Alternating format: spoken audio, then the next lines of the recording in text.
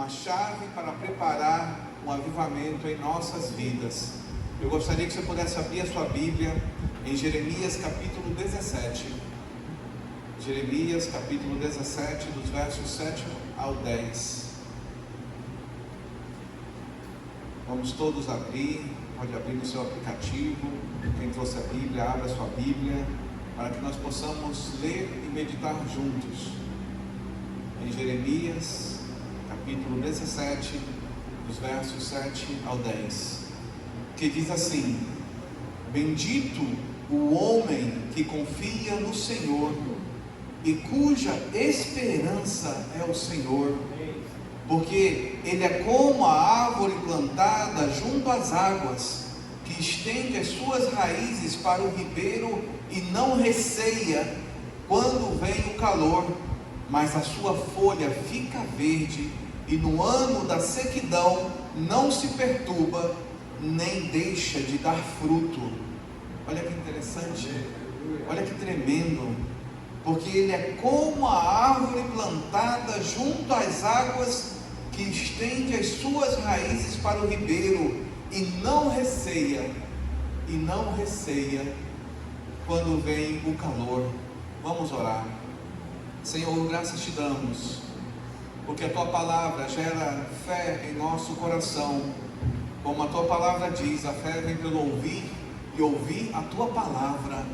Que os nossos corações sejam terras boas, sejam terras agradáveis, para que a fé nasça, para que o nosso coração se fortaleça, para que a nossa confiança em ti aumente e possamos, ó Pai, ter um espírito inabalável, como o salmista falou. Que possamos, ó Pai, ter uma vida confiante em ti, em detrimento de qualquer circunstância. Que a tua palavra, ó Pai, possa fortalecer os nossos pés, as nossas mentes, o nosso coração, em nome do Senhor Jesus. Amém e amém. Eu disse algum tempo atrás aqui que a década de 80 foi considerada a década da indiferença. E ela foi considerada a década da indiferença porque vários estudiosos estudaram acerca do comportamento humano lá na década de 80. E notou-se que o ser humano naquela época estava ficando muito indiferente ao outro. E o filme que se tornou um tema, um modelo da década de 80, foi Blade Runner, Caçador de Androides, de Ridley Scott, o diretor. E uma certa entrevista, Ridley Scott estava falando sobre Blade Runner, o Caçador de Androides, e perguntaram para ele: mas você concorda realmente com essa temática de que estamos na década da indiferença? E Ridley Scott citou o filme, e ele disse: olha, nessa década estamos mostrando que uma máquina vai ser mais compassiva do que o ser humano, porque no próprio filme a máquina salva o ser humano que queria matar a máquina ou destruir a máquina.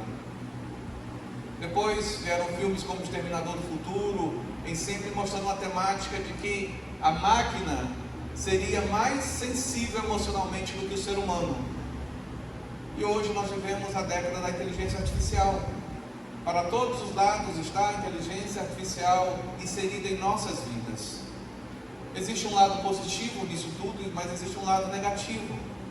O lado positivo é que a inteligência artificial, ela nos ajuda em várias matérias, disciplinas da humanidade, como detecção de doenças por análises combinatórias de comparações de imagens, de resultados e vários fatores, ou por questões jurídicas, em que pode pegar grandes números de dados e fazer análises daquele grande número de dados e dar relatórios próximos daquilo que já foi feito no passado ou no presente. E ali a gente vê que a máquina, ela consegue realmente, que o sistema consegue realmente nos ajudar em muitas coisas.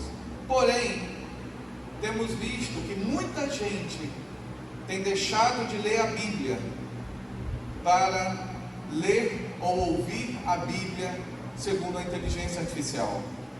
Recentemente eu escrevi um artigo no portal Guia-me e o texto era: como a inteligência artificial está afetando na leitura da Bíblia.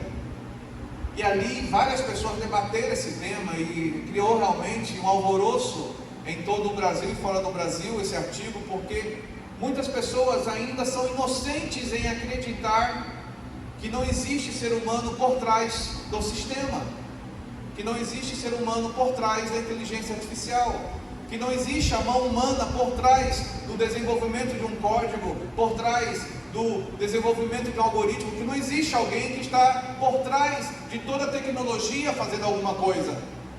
E acredita, não, eu vou fazer uma busca aqui nessa ferramenta de busca, e ali vai me dar a melhor versão da Bíblia, e ali vai me dar o melhor texto para eu ler. E uma coisa eu quero falar para cada um de nós: os tempos são difíceis, e os sistemas estão corrompidos por seus criadores.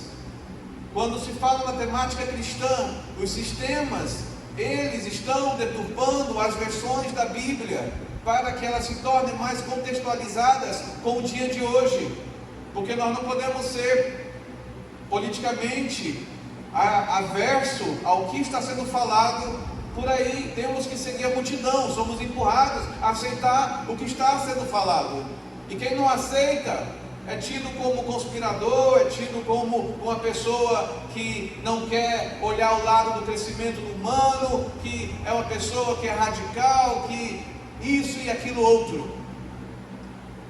E o que isso traz para cada um de nós? A falta de confiança. Começamos a ficar frios, desconfiados, começamos a nos tornar pessoas inseguras em relação ao outro, e começamos a perder amizades, relacionamentos, e não abrimos mais as nossas vidas para o contato pessoal. Muitas vezes preferimos nos fechar nas nossas ostras individuais, e nessas ostras individuais a gente começa a achar que sabe fazer o próprio culto, que sabe como interpretar a Bíblia, que sabe como lidar com o ser humano, que sabe como lidar com as coisas, e nós nos tornamos muitas vezes autossuficientes em relação ao congregar, em relação a Deus, em relação à oração. Não preciso orar, quando me der na cabeça eu oro, porque eu sei quando eu preciso orar. E a Bíblia diz para nós orarmos em todo o tempo, buscar ao Senhor em todo o tempo. Se nós lermos o Sermão da Montanha, Mateus capítulo 5, 6 e 7, nós vamos ver Jesus nos orientando a uma intimidade com Deus, que pode nos dar fortalezas nas nossas estruturas, nos nossos alicerces, para vencermos dias difíceis. Mas sem confiança, com autossuficiência, a gente é o próprio Deus, a gente é o próprio líder, a gente é o próprio faz tudo, a gente é aquele que não precisa de conselho, não precisa de orientação, não precisa de nada. Eu tomo as minhas decisões, eu faço as minhas coisas, e nos tornamos inconsequentes, muitas vezes, porque deixamos de lado algo que Deus criou, que é a presença nossa com as outras pessoas, viver em comunhão. Provérbios 18:1. O solitário busca o seu próprio interesse, e você se torna solitário quando você acha que só você é o certo, que só você tem a resposta, que só você tem a razão, e não há confiança para ninguém mais. Ninguém tem a resposta, ninguém tem algo a me acrescentar. Isso é muito perigoso. Isso é muito perigoso, porque grande parte do meu tempo é aconselhando pessoas que estão se afastando dos caminhos do Senhor por excesso de vaidade, de arrogância e de orgulho. Semana passada uma pessoa me ligou e ela disse assim: pastor, eu estou lhe ligando porque eu queria que o senhor me ajudasse a encontrar na Bíblia alguns versículos que comprovem que nós não precisamos ir para a igreja. É impressionante, impressionante. Mas me ligou desse jeito. Eu preciso da sua ajuda para que o Senhor me direcione a alguns versículos que comprovem que eu não preciso ir para a igreja, que nós não precisamos. Isso aí foi algo criado por Roma, que isso foi algo criado pela Igreja Católica, que isso foi algo criado por conspiracionistas. Eu disse para ele: meu querido, a Bíblia mostra desde o princípio que Deus é amor, e por Deus ser amor, Deus Ele criou o homem e a mulher, e ele diz porque ele estava só, para que ele não ficasse só. Ele criou o homem e mulher para que houvesse dois pelo menos, e se multiplicasse, e se multiplicando, então eles entenderiam que é na comunhão, é no relacionamento que as nossas vidas crescem. Quem não passou por uma decepção? Quem não passou por um momento de tristeza? Quem já não foi enganado? Quem já não foi trapaceado? Quem já não teve o tapete puxado da sua vida? Todos nós, de alguma forma ou de outra. Mas isso não nos tira o direito de nos relacionarmos e aprendermos uns com outros a colocar limites, estabelecer limites. E essa é a questão da confiança. Carlos Drummond de Andrade, um grande poeta brasileiro, ele tem uma frase que eu acho muito interessante. Ele diz assim: a confiança é um ato de fé e está dispensada de raciocínio. A confiança é um ato de fé e está dispensada de raciocínio. Em parte eu concordo com ele, porque hoje em dia confiar realmente é um ato de fé. Eu tenho que conhecer, eu tenho que me inteirar, eu tenho que descobrir, e mesmo assim corremos o risco de sermos enganados ou de sermos iludidos. Mas a Bíblia diz que até o culto é racional. O vosso culto racional, lá em Romanos capítulo 12, verso 1 e 2. Até o culto nós temos que ter razão para nós fazermos coisas que façam sentido, porque nós sabemos para quem nós estamos adorando, a quem nós estamos adorando e como estamos adorando. Não é uma coisa às cegas. Até o culto é racional. E da mesma forma a confiança. A confiança sim é um ato de fé, como disse Drummond, mas é um ato racional também. Nós não podemos baixar as guardas e deixar de lado certas experiências que adquirimos em nossas vidas para tomarmos precaução. Grandes problemas nas nossas vidas acontecem porque nós baixamos as guardas diante de circunstâncias em que confiamos demais. Isso é um perigo. Começamos a falar demais, começamos a nos expor demais, começamos a agir de uma forma que não, minha vida é um livro aberto. E porque a vida é um livro aberto, tem muita gente lendo e interferindo nos sonhos. Porque a vida é um livro aberto, tem muita gente sabotando os sonhos. Porque a nossa vida é um livro aberto, tem muita gente com inveja dos sonhos. Temos que saber aquilo que nós temos que compartilhar, aquilo que nós deixamos entre nós e Deus, e aquilo que nós deixamos entre nós, o nosso cônjuge e a nossa família. Ai, pastor, o senhor está dizendo que nem tudo eu conto para o meu cônjuge. Meus queridos, Maria, quando ela teve Jesus, ela guardou para si aquilo que o anjo falou para ela. Ela contou para José, e após contar para José, as orações dela estavam guardadas no coração dela. Ou seja, coisas na nossa vida, inclusive interceder por nosso marido, porque imagina na situação de José, a esposa chegar dizendo: olha, um anjo chegou até mim e disse que eu vou ter um filho, e você é o pai, sendo que eles não tiveram nenhuma relação. Isso é uma coisa muito louca na cabeça de José. E a Bíblia diz, José, ele pensa em deixar Maria, porque é uma coisa muito absurda, até o anjo falar com José e ele ver que era algo divino. Então há certas circunstâncias que não é você falando que vai resolver, é você orando que vai trazer a solução. Há certas coisas entre relacionamento de homem e mulher, de casal, sabe, que só a oração vai fazer a diferença para que um entenda o outro, para que aquela revelação, para que aquele sentimento chegue ao coração dele também. E isso acontece também com os nossos chefes, isso acontece também com os nossos clientes, isso acontece também com os nossos vizinhos. Há determinadas circunstâncias que só a oração pode mudar o coração do vizinho, o coração daquela pessoa que aparentemente nos persegue. Só Deus. Por isso que confiar é uma jornada de fé e razão. Se nós vemos aqui o versículo que nós acabamos de ler: bendito o homem que confia no Senhor. E essa palavra confiar é batar, do hebraico batar, e ela quer dizer aquele que fecha os olhos e se sente à vontade com aquele que está ali. Ou seja, eu confio ao ponto de fechar meus olhos e ficar tranquilo. Nós temos um gato, o nome dele é Paçoca. E o Paçoca é um gato, como todos que conhecem gatos, sabe, arisco. Ele é muito arisco, ele gosta de dar as suas unhadas, os seus arranhões e mordidas para todos os lados. Mas muitas vezes ele chega até nós e fica de costas, para que a gente possa pegá-lo. Isso é confiança. Isso é confiança. Porém, quando a gente cria uma situação em que a gente não confia em Deus, nós começamos a perder o fundamento da nossa vida, o fundamento do nosso alicerce. Porque aqui diz, olha, bem-aventurado, bendito, abençoado é o homem que confia no Senhor e cuja esperança é o Senhor.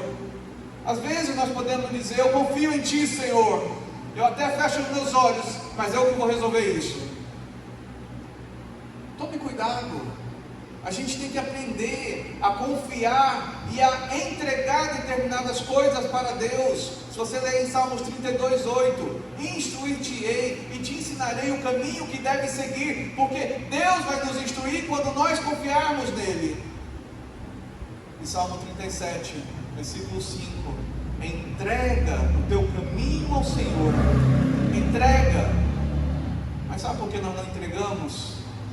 Porque muitas vezes nós temos um problema de insegurança. Essa insegurança nos tira a capacidade de deixar de controlar, porque nós queremos controlar tudo. Se eu não controlo, eu não confio. Se eu não controlo, eu não vou acreditar, eu não vou ter esperança. Eu quero ter o controle. E fé é algo em que nós não temos controle. Fé é algo que nós cremos em Deus que Ele vai fazer, independente da nossa interferência, independente do nosso controle. Ele vai fazer. E hoje esse mundo está perecendo por falta de fé. Queremos controlar tudo, queremos tocar em tudo, queremos impor tudo a Deus e dizer, Deus, faz desse jeito, porque assim vai dar certo. Até nossas orações se tornarem positivas. Até as nossas orações se tornaram não uma oração de compartilhar, de crescer relacionamento ou de adorar a Deus, mas só de impor a Deus a forma que tem que ser feito. Nos tornamos vaidosos, nos tornamos arrogantes, indiferentes, é a verdade. Se na década de 80 era a década da indiferença, imagina que foi de 90, imagina que foi a do ano 2000, imagine o que está sendo a nossa década. Pessoas em que a gente vê, como o caso que passou na televisão, um rapaz passando, caminhando, uma senhora vendo andando com a bengala, ele esbarra nela, ela cai e ele continua andando e nem ajuda, nem pede desculpa, nem pede licença. E hoje a gente vê assim, as pessoas esbarram nas outras, não pedem desculpa, não pedem licença, não dizem, oh, desculpa aí, não tem mais respeito um pelo outro, porque as pessoas estão vivendo suas próprias ilhas, cada um é dono de si. Não é isso que Deus planejou, e não é isso que Deus ensinou. Deus é amor, e todo aquele que ama é nascido de Deus, e a gente só desenvolve o amor de Deus se nós buscarmos a Deus e se nós confiarmos em Deus. E é algo que, quando a gente vê aqui o profeta Jeremias falando, bendito, abençoado, bem-aventurado, feliz é o homem que confia no Senhor. Temos que nos voltar para Deus, temos que nos voltar à simplicidade, voltar a orar, voltar a ler a Bíblia, voltar a louvar a Deus. Quando foi a última vez que você cantou louvores a Deus? Quando foi a última vez que você escreveu algo para Deus? Quando foi a última vez que você buscou a Deus de todo o teu coração e disse, Senhor, eu preciso de Ti, eu estou muito centrado em mim, eu estou muito centrado nos meus desejos, eu estou muito centrado no meu querer, então eu tenho deixado o Senhor de lado, eu tenho deixado a Tua vontade de lado, e eu estou perdido. Meus queridos, e quando nós não voltarmos para o Senhor na simplicidade, em nos prostrarmos diante dEle e dizermos, Senhor, eu preciso de Ti, nós continuaremos frios, inseguros, insatisfeitos e chegando no final do dia com a sensação que não estou realizado, que está faltando alguma coisa. Aqui a palavra do Senhor diz: e cuja esperança é o Senhor. Há coisas que nós não podemos controlar nessa vida, se vai chover ou não vai chover, se vai fazer sol ou não vai fazer sol, se alguma coisa vai quebrar ou não. E eu confesso para vocês que é muito chato quando algo quebra, que tem que fazer manutenção. Mas as coisas só acontecem porque muitas vezes nós ignoramos os sinais de que precisa de manutenção, de que precisa de revisão. Se temos um carro, esse carro de tempos em tempos tem que passar por uma revisão. E essa revisão é para evitar transtornos imprevistos. Mas às vezes, por nossa autoconfiança, a gente diz: ah não, eu sei que não vai ter problema, eu sei que não vai ter nada, não precisa de manutenção não. Mais na frente surge o problema. Quantos alertas! Hoje os painéis dos carros vêm com um monte de alerta dizendo: olha, acendeu uma luz. O que quer dizer essa luz? Você olha no manual, está lá, olha num buscador eletrônico, está lá dizendo: olha, isso é porque você precisa dar atenção ao óleo do motor, isso é porque você precisa dar atenção ao óleo do freio, isso é porque você precisa cuidar das pastilhas, manutenção. Mas o nosso saber tudo, não, eu sei tudo, eu sei que ainda dá para andar aí mais uns 8.000 quilômetros, até quebrar na estrada, até quebrar na viagem, e você diz: esse carro não presta, esse carro é uma porcaria mesmo, e você começa a descarregar todas as suas frustrações naquilo que não é culpado, porque quem faz a manutenção somos nós, não é o carro que vai fazer sozinho. Quanto mais nas nossas vidas, quantas coisas nas nossas vidas nós temos que fazer manutenção, e a gente vê os sinais de Deus, a gente vê Deus falando no nosso coração, a gente vê o Espírito Santo dizendo: olha, ora, olha, me busca, jejua, olha, volta a tua face para mim, olha, apresenta a minha questão, olha, vem até mim e eu vou te responder, como diz a palavra do Senhor. E a gente ignora: não preciso orar não, está tudo dominado, está tudo sob controle, não, eu não preciso. Até chegar o dia mau, e chega o dia mau, não estamos preparados, mas a gente é jogado ao chão, é jogado à frustração, é enganado, passa por aquela circunstância em que não há paz, e a gente esquece: poxa, eu fiz tudo, menos colocar Deus na minha agenda diária, eu fiz tudo, menos colocar o Senhor na minha vida, no meu dia a dia, eu fiz tudo, menos dizer para Deus: Senhor, vem comigo com o meu trabalho, Senhor, vem comigo no meu afazer, Senhor, vem comigo nas minhas decisões. Tomada de decisão é uma das coisas mais difíceis do ser humano. Pessoas gastam fortunas tentando aprender sobre tomada de decisão, e tomada de decisão não se aprende do dia para a noite, é uma soma de vários fatores, é a soma das nossas experiências pessoais, com as experiências de outros, e com aquilo que a gente estuda, para entender qual é o melhor movimento a se tomar. E muitas vezes ainda temos que buscar mais dados, buscar mais informação, buscar mais coerência para tomar uma decisão. Hoje temos excesso de informação, há muitos dados, mas nem todo dado ele gera conhecimento, nem todo dado ele gera algo satisfatório para nos conduzir a uma decisão. É nesses momentos que a gente tem que nos voltarmos para Deus e dizer: Senhor, eu preciso de Ti. Há muitas opções, há muitas coisas, há muitas direções, Senhor, e eu tenho que tomar uma decisão, e eu não quero tomar por impulso, porque eu já tomei por impulso e não deu certo. Mas às vezes a gente é cabeçudo, às vezes a gente é teimoso, às vezes a gente quer se manter fazendo aquilo do mesmo jeito para esperar coisas diferentes, e não vai dar. É comprovado, nem tudo acontece porque é o diabo que está nos atacando, nem tudo. Muitas coisas ruins acontecem nas nossas vidas porque nós tomamos decisões erradas, ou abrimos muita boca ou fechamos muito a boca. Não temos equilíbrio e não sabemos o momento certo, o tempero certo para fazer as coisas. Por isso que a palavra do Senhor diz: porque aquele que confia no Senhor, aquele que a esperança é o Senhor, no verso 8, porque ele é como a árvore plantada junto às águas, que estende as suas raízes para o ribeiro e não receia quando vem o calor. Deus nos criou para termos uma vida segura, não insegura, não incerta, mas essa segurança vem quando nós temos raízes, e essas raízes estão em Deus, não estão nas nossas filosofias, não estão nas nossas teorias de teologia, não estão nos nossos saberes, diplomas, mas estão firmadas em Deus. Quando as nossas raízes estão em Deus, nós não nos abalamos com qualquer vento, nós não nos abalamos com qualquer tempestade, nós não nos abalamos com qualquer notícia, muito pelo contrário, as nossas raízes continuam crescendo e se expandindo, porque essa é a vontade de Deus para as nossas vidas, expansão. A vontade do Senhor para as nossas vidas é que continuemos crescendo.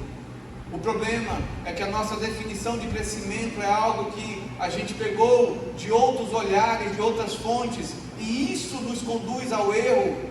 Exemplo, se você perguntar para um atirador de elite, um sniper, se quando ele está mirando no alvo e ele acerta na borda do alvo, se aquilo para ele é um fracasso, o sniper ele sempre diz: não, isso não é um fracasso, mas é uma proximidade ao meu objetivo, eu estou crescendo.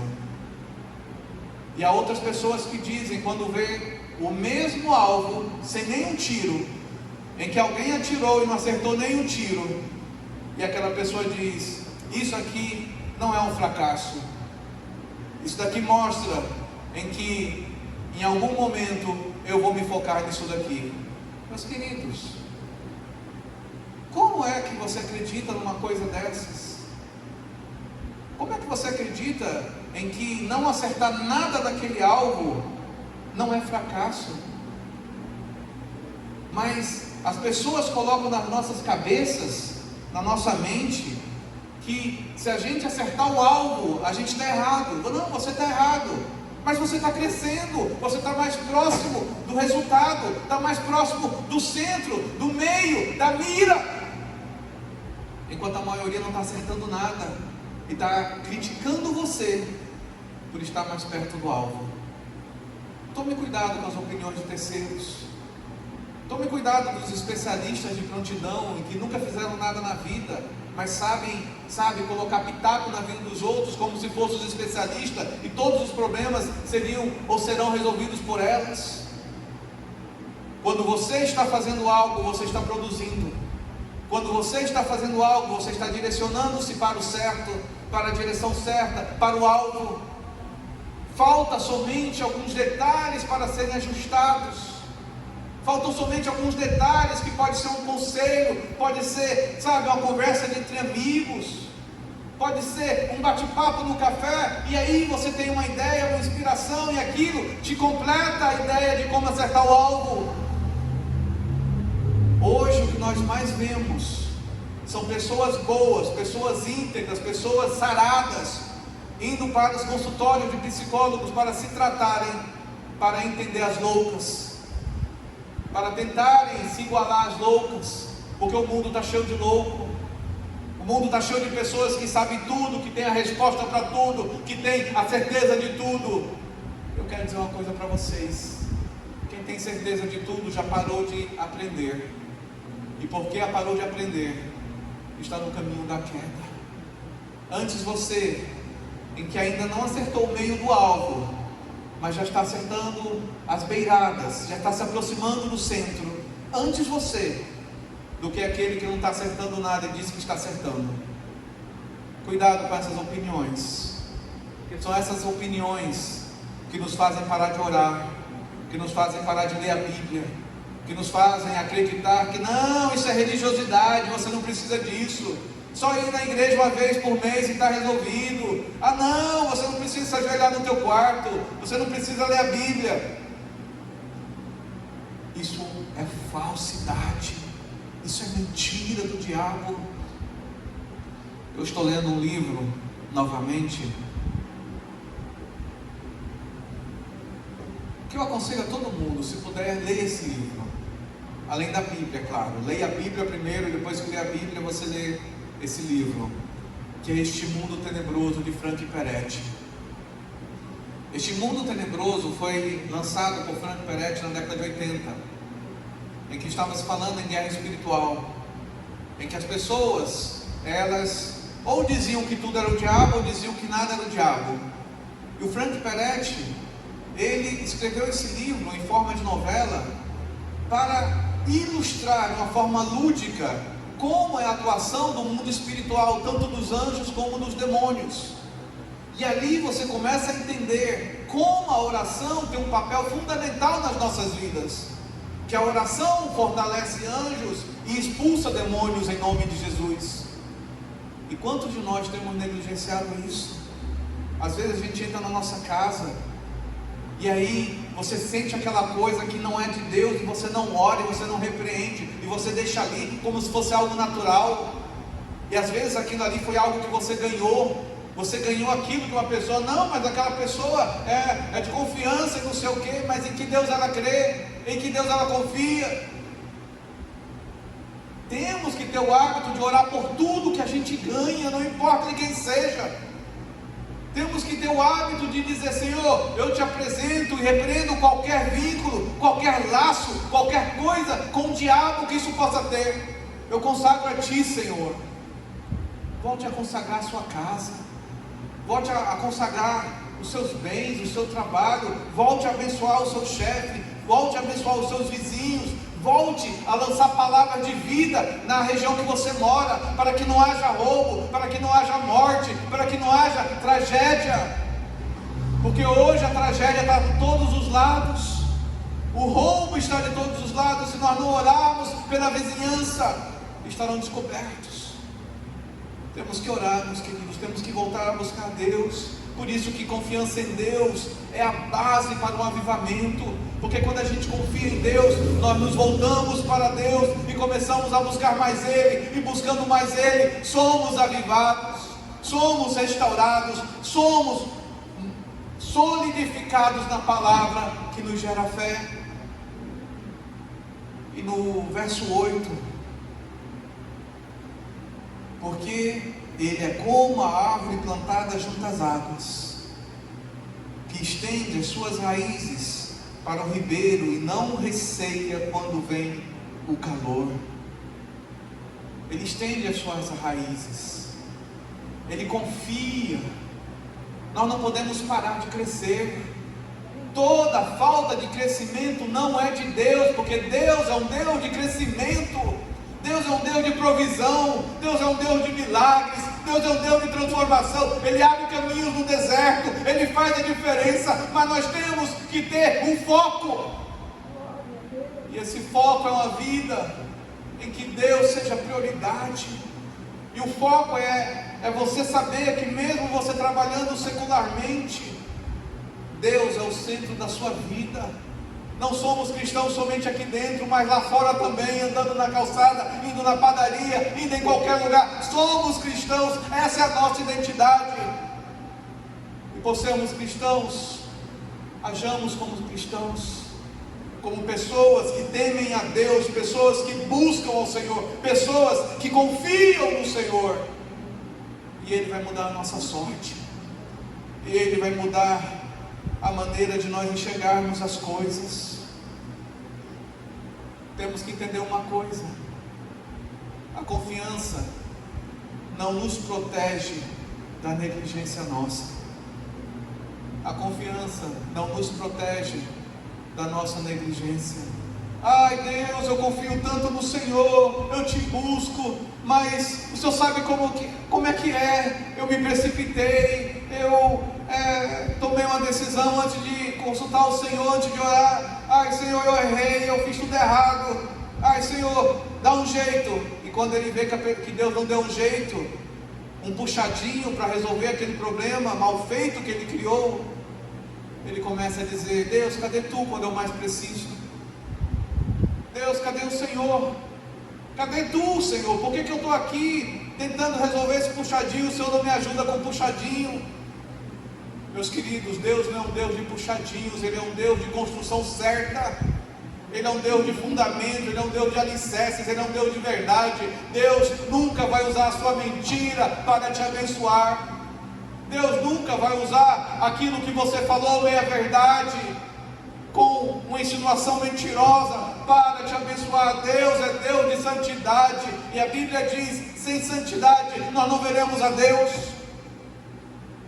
Em tudo que nós fazemos tem que ter santidade. Santidade é nos separar para Deus. Santidade é ter temor do Senhor. Eu temo ao Senhor, por isso eu não minto. Eu temo ao Senhor, por isso eu não engano. Eu temo ao Senhor, por isso não furto. Eu temo ao Senhor, por isso não roubo. Eu temo ao Senhor, por isso eu não entro nesse site. Eu temo ao Senhor, por isso eu não escrevo isso para as pessoas. Eu temo ao Senhor, por isso eu respeito ao meu Deus e às outras pessoas. Vivemos dias em que as pessoas não se respeitam mais. Sincericídio. Ah não, eu sou um pensador livre, eu falo o que vem na cabeça. Sem educação, você é um gerador de morte. Sem educação e sem temor do Senhor, você é um estagiário do diabo. Sem educação e sem temor do Senhor, você é uma pessoa que está sendo usada pelo diabo para derrubar outras pessoas. A Eune nessa semana me contou uma história que eu achei bem interessante. Ela chegou para mim e disse assim: olha Fernando, eu ouvi uma história, eu achei tão interessante, deixa eu te contar. Haviam dois vizinhos. Um vizinho tinha um cavalo e outro vizinho tinha uma plantação de milho. Então o diabo, ele despertou naquele dia e disse: eu vou soltar o cavalo. E aí o diabo foi aonde estava o cavalo amarrado, soltou o cavalo. O cavalo entrou na plantação do vizinho e começou a comer a plantação e começou a destruir. O vizinho, vendo que o cavalo estava destruindo toda a plantação, foi e matou o cavalo. O outro vizinho, o dono do cavalo, vendo que o vizinho matou o cavalo, foi e matou o vizinho. O filho do vizinho, sabendo que o vizinho matou o pai dele, foi lá e matou o vizinho. A família do vizinho, que tinha matado o cavalo e que entrou na casa do outro e veio da casa do outro, começaram a entrar em guerra e começaram a se matar. Aí houve uma matança, houve uma destruição, ao ponto da cidade toda entrar em guerra.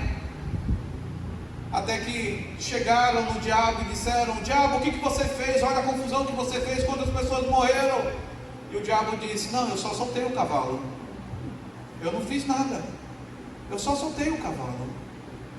Quantos de nós achamos que estamos sendo inocentes, estamos fazendo certo, estamos soltando cavalos da discórdia, estamos soltando cavalos de dissensão, de briga, de confusão?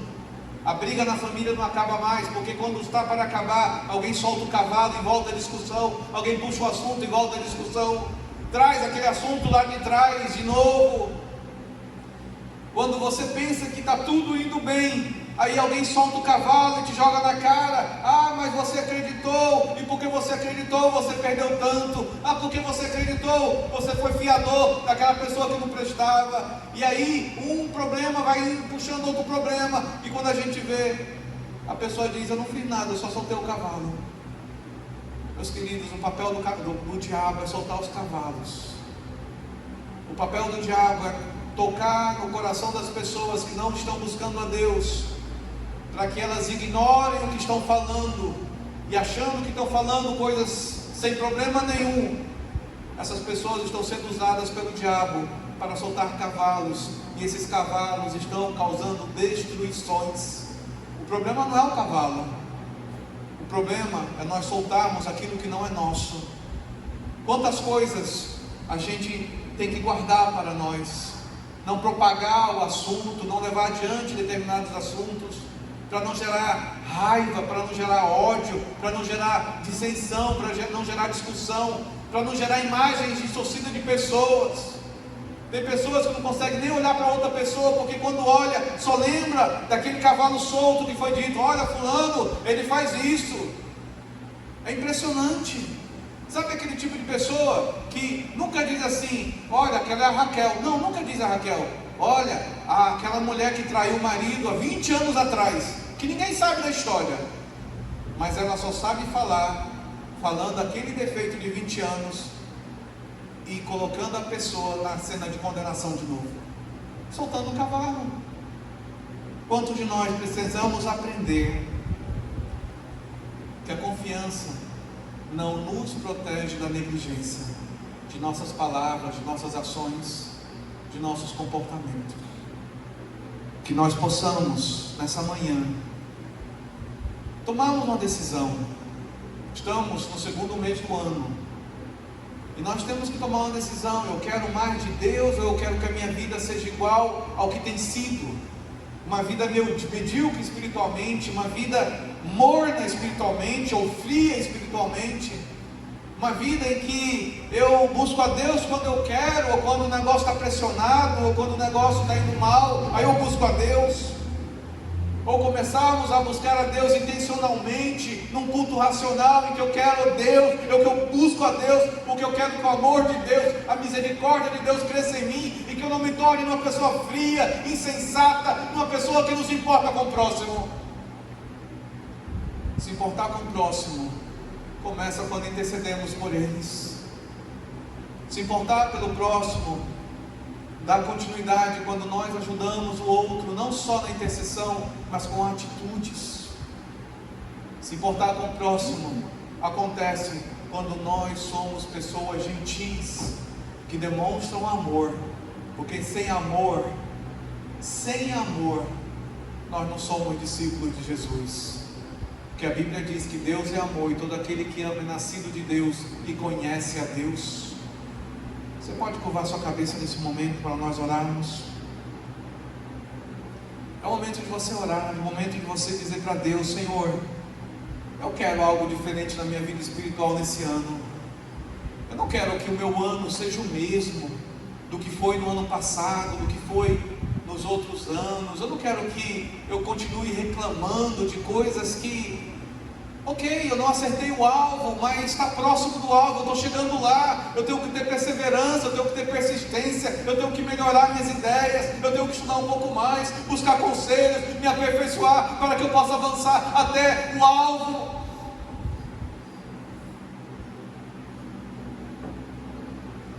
É tempo de buscarmos a Deus. É tempo de nós buscarmos um avivamento pessoal nas nossas vidas. Não depende do seu esposo, não depende da sua esposa, não depende do seu filho, é individual. A busca por Deus é individual, é algo que você faz porque você precisa de Deus, porque você está inconformado com esse mundo, porque você está inconformado com a tua frieza, porque você está inconformado porque desejos carnais, frutos carnais estão crescendo em você, e você vê que aquilo não é de Deus. Não se importa mais com mentira, não se importa mais com piadas indecentes, não se importa mais com piadas imorais, não se importa mais com palavrões, com xingamentos, não se importa mais, sabe, com aquilo que desagrada a Deus. Isso é esfriamento espiritual, e nós temos que acordar. Isso é distanciamento de Deus, e nós temos que acordar. Nós temos que voltar a buscar ao Senhor. A busca do Senhor começa em nossa casa. A busca ao Senhor começa em nosso quarto. A busca ao Senhor começa ao acordarmos e nos ajoelharmos, e agradecermos a Deus pelo novo dia, e ao fim do dia nos ajoelharmos de novo e agradecermos a Deus por aquele dia que passou. E enquanto estivermos acordados ou dormindo, buscando ao Senhor, servindo ao Senhor em santidade, no temor do Senhor, como a palavra diz, que o temor do Senhor é o princípio da sabedoria, que a sabedoria peça a Deus, e ela é manifesta pelo temor do Senhor.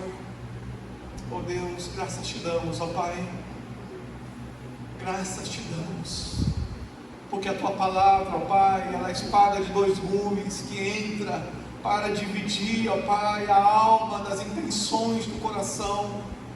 E nós te pedimos, ó Pai, entra no mais íntimo das nossas vidas, e se há alguma coisa que não te agrade, se há alguma coisa, ó Pai, que está em nossos corações, que estão nos distanciando de Ti, Senhor, nos perdoa, Senhor, olha para nós, Senhor, e lava-nos com Teu sangue nessa área, ou aquela área, que a nossa vida seja incorruptível, que a nossa vida, ó Pai, seja uma vida que demonstre confiança em Ti, amor a Ti, Senhor.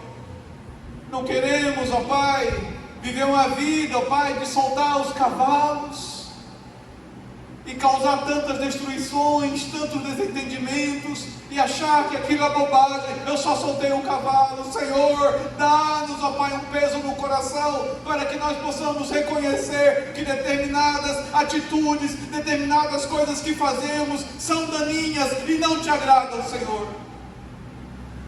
Ó Pai, quebranta o nosso coração. Queremos um avivamento, queremos uma transformação, Senhor.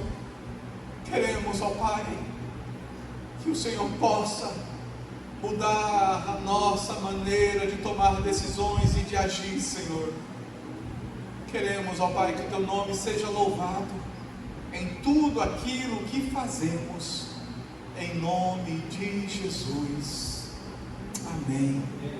Vamos ficar de pé e vamos orar mais uma vez para encerrarmos.